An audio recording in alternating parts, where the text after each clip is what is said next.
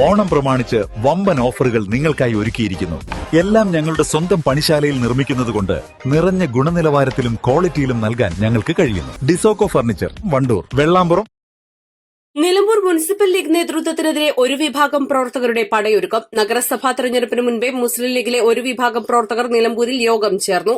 19-ന് വിപുലമായ കൺവെൻഷൻ നടത്താനും തീരുമാനം. മുൻപ് മുസ്ലിം അച്ചടക്ക നടപടികൾക്ക് വിധേയരായ നേതാക്കൾ ഉൾപ്പെടെ 20ഓളം പേർ യോഗത്തിൽ പങ്കെടുത്തു.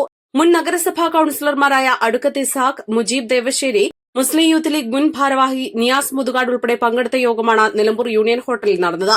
നിലവിലെ മുസ്ലിം ലീഗ് കമ്മിറ്റിയെ അംഗീകരിക്കാത്തവരുടെ യോഗമാണ് നടന്നത്. തദ്ദേശ സ്വയംഭരണ തെരഞ്ഞെടുപ്പിനെ ശക്തമാക്കാനാണ് യോഗമെന്നാണ് പങ്കെടുത്തവർ പറയുന്നത്.